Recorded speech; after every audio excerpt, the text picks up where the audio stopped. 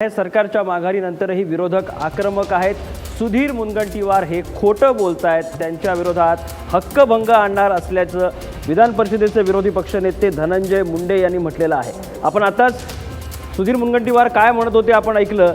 काँग्रेसच्या काळात पीक विम्याच्या रकमेतून 100% कर्ज ॲडजस्ट केलं जात होतं असा आरोप त्यांनी काँग्रेस राष्ट्रवादीवर केला आहे आणि याच संदर्भात धनंजय मुंडे यांनी ही माहिती दिलेली आहे।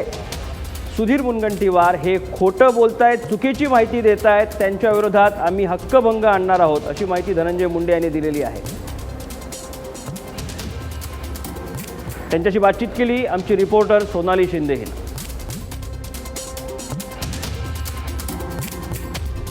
धनंजय मुंडे आहेत। पीक विम्याची 50% रक्कम कर्ज वसुलीमध्ये सरकार नेणार आहे, त्याबद्दलचं पत्रक निघालंय, कसं पाहताय?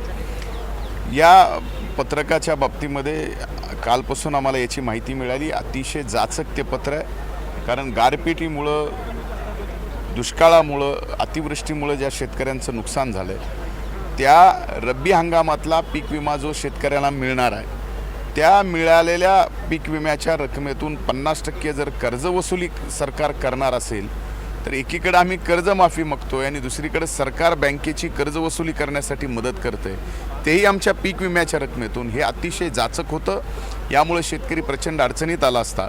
म्हणून सभागृहामध्ये आज हा विषय आम्ही उपस्थित केला। सभागृहात फार मोठा गदारोळ झाला आणि शेवटी हे परिपत्रक सरकारला मागं घ्यावं लागलं। आजच्या एकूण या परिपत्रक काढल्यानंतर मला लक्षात येतं की शेतकऱ्यांना कर्जमाफी द्यायची नाही आणि शेतकऱ्यांना विम्याचे पैसे मिळणार आहेत तेही त्यांच्या हातात पडू द्यायचे नाहीत।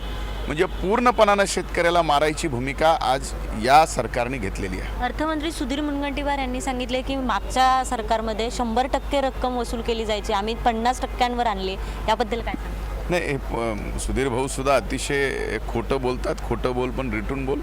यापूर्वी कधीही अशा पद्धतीनं आघाडीच्या सरकारमध्ये पीक विम्याची रक्कम ही कर्जामध्ये भरावी असा निर्णय झालेला नाही ना। कधी एकाही शेतकऱ्याचा 1 रुपया कर्जामध्ये भरलेला आहे। पण आपली चूक झाकून ठेवण्यासाठी मागच्या सरकारवर बोट दाखवायचे धंदे आता यांनी बंद करावेत। आपण चांगलं काम करावं, आपण शेतकऱ्याच्या बाबतीत चुका करू नये, एवढ्याच आमच्या। ही मोठी गोष्ट आहे, फार गंभीर गोष्ट आहे की अर्थमंत्री जाहीरपणे सांगतात की मागच्या सरकारमध्ये 100% वसूल व्हायची, या विरोधात तुम्ही हक्कभंग आणणार आहात का? मुळामध्ये सभागृह चालू असताना हे परिपत्रक मागं घेण्याचा निर्णय सुद्धा या सभागृहामध्ये व्हायला पाहिजे होता, विधान परिषदेमध्ये व्हायला पाहिजे होता, विधानसभेमध्ये व्हायला पाहिजे होता।